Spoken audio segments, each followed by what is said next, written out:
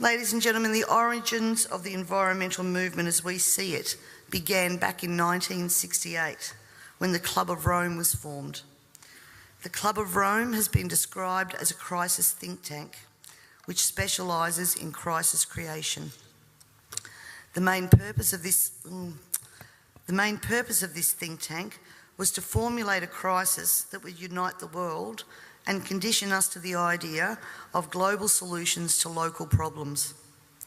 In a document called The First Global Revolution, authored by Alexander King and Bertrand Schneider, on pages 104 and 105, it stated, "In searching for a new enemy to unite us, we came up with the idea that pollution, the threat of global warming, water shortages, famine and the like would fit the bill.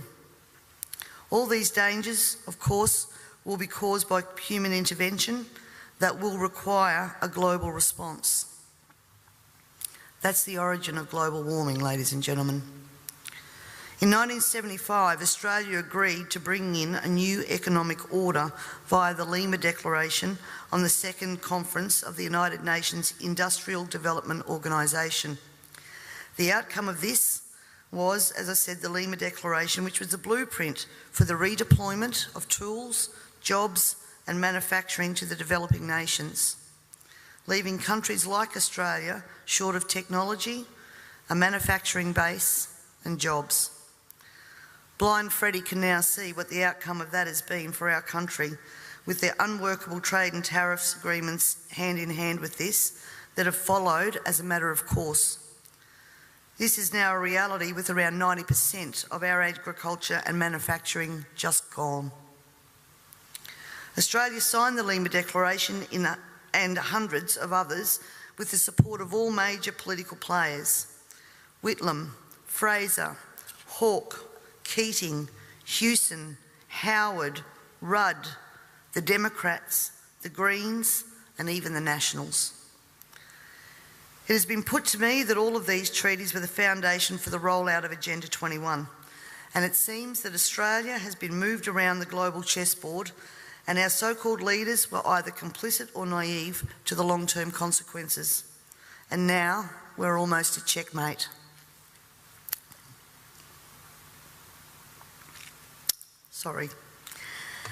In 1992, former President of the United States, George Bush Sr. said, "Effective execution of Agenda 21 will require a profound reorientation of human society, unlike anything the world has ever experienced.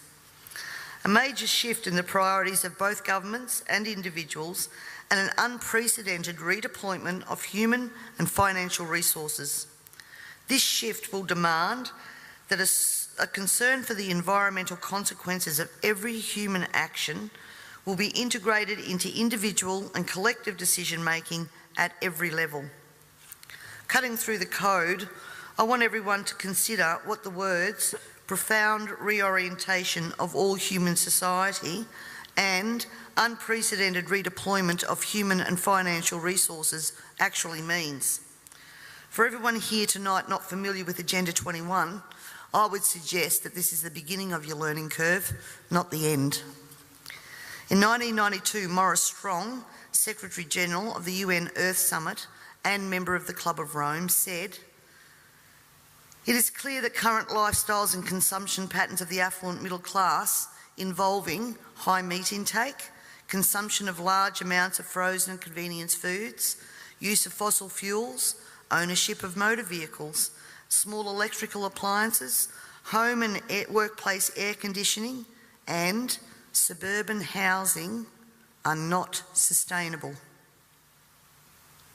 Put those statements together with the previous one, and it must become clear that Agenda 21 is about controlling every aspect of our lives: how we eat, what we eat, how much we eat, how we move around, food production, the amount of food, and where we even live. Dixie Ray, former Washington State Governor and Assistant Secretary for Oceans and International Environmental and Scientific Affairs, stated, "Agenda 21 seeks to establish a mechanism for transferring the wealth from citizens to the third world. Fear of environmental crisis would be used to create a world government and UN central direction. From a report in the 1976 UN's Habitat 1 conference, land cannot be treated as an ordinary asset, controlled by individuals and subject to the pressures and inefficiencies of the market. Private land ownership is also a principal instrument of accumulation and concentration of wealth, therefore contributes to social injustice. In other words, ladies and gentlemen, if you work hard and you exercise good financial management and invest in property, you are contributing to social injustice. In a report from the President's Council on Sustainable Development, we need a new collaborative decision process that leads to better decisions, more rapid change, and more sensible use of human, natural and financial resources in achieving our goals. And at the same time, Harvey Reuven, Vice Chair of the Wildlands Project, says individual rights will have to take a back seat to the collective. J. Gary Lawrence, advisor to President Clinton's Council on Sustainable Development, participating in a UN advocated planning process would very likely bring out many of the conspiracy fixated groups and individuals in our society, and here we are.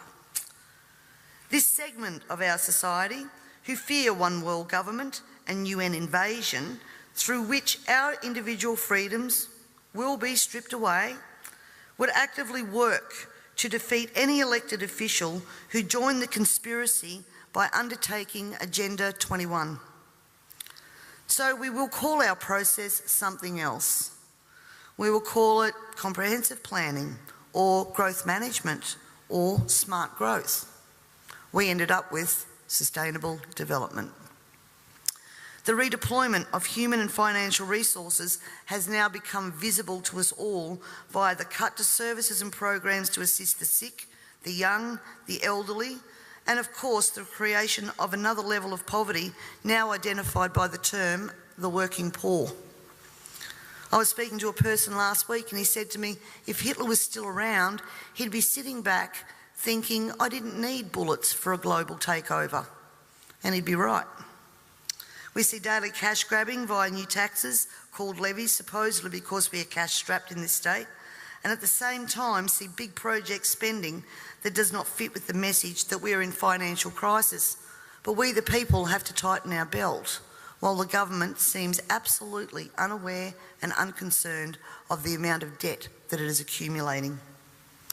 This in turn means that taxes, levies, fines and other penalties increase, as well as the cost of living rising exponentially, and the ordinary citizen's ability to exist well is compromised with almost every law that we pass.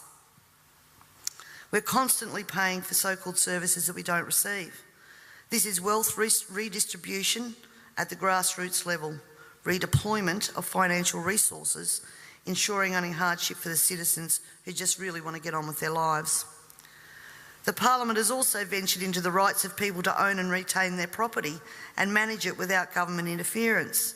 In particular, the laws around, as Peter said, water allocation, natural resource management, the Native Vegetation Act, Development and Planning Act, which are all equally toxic to our food producers as they are to our long-term security, we city dwellers. Everyone needs to remember, we all pay a natural resource management levy on our tax rates. So this is not just going to affect the food producers. The intrusions into our property that Peter was talking about that land producers are going through will roll out into the suburbs and into the city because they have the authority to do that.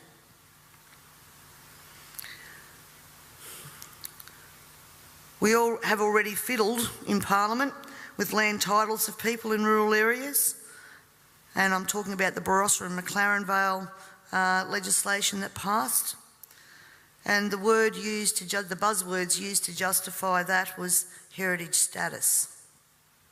At the same time that our right to own and manage our land, have access to water, produce adequate food to ensure that our only option is not to consume often toxic and substandard food from places like China, This government has been working overtime to take away our rights to common law through many pieces of legislation.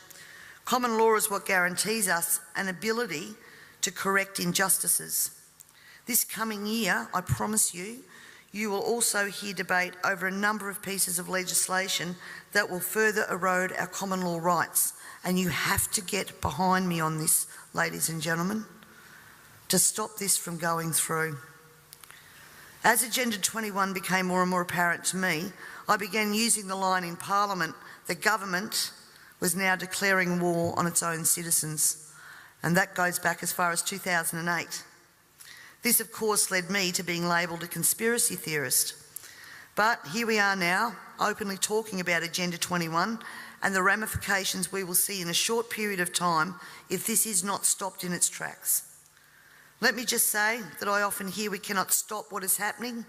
Two-party preferred system, vote Labor, vote Liberal, what does it matter? And in fact, that's probably true for the House of Assembly, because that's where government's formed. But ladies and gentlemen, here in South Australia we have the Legislative Council, the House of Review. And my friends, that is where the true power does lie. And the last thing that governments want you to understand is that no matter who is in power, the Legislative Council is there for checks and balances. And when the Legislative Council isn't overly influenced by the major parties, legislation can be blocked.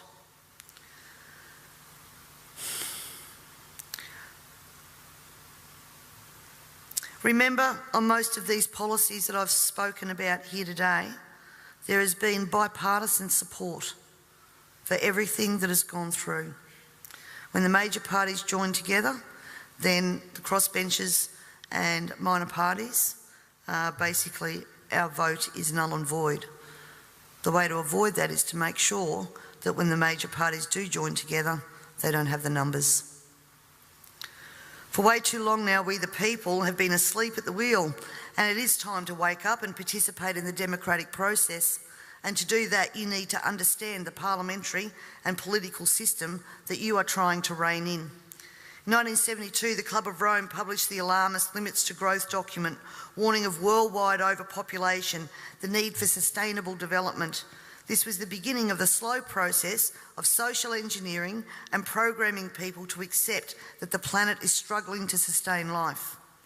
On the 8th of October 1973, the New York Times reported a quote from Ted Turner, also Club of Rome. The social experiment in China under Chairman Mao's leadership is one of the most important and successful in human history. In 1987, Mikhail Gorbachev, also a member of Club of Rome, said, "We are moving toward a new world order, the world of communism, and we shall never turn off that road." He also quoted in 1996 Monetary and Economic Review on page 5, "The environmental crisis will be the international disaster that will unlock the new world order, one world government." In 1992 came the Earth Summit, which produced the document called the Earth Charter. This document was co-written by Maurice Strong, long-time globalist, elitist, member of Club of Rome, and Mikhail Gorbachev. Both Strong and Gorbachev stated that it was hoped that this document would be adopted as the new 10 Commandments, with environmentalism as the new one world religion. Out of this summit came Agenda 21. Ted Turner, who was also a member of the Club of Rome, was quoted as saying in 1996, "The total population of 250 to 300 million people is ideal. That means a reduction of 95% from present levels would be even more ideal. Anyone who abhors the China one-child policy is simply a dum-dum." In 1998, the Baltimore Sun reported on July the 7th, most of Ted Turner's first donation to the UN of $22 million went to programs that seek to stall population. Another goal of the depopulation process is that the upcoming generation will submit to sterilisation to save Mother Earth.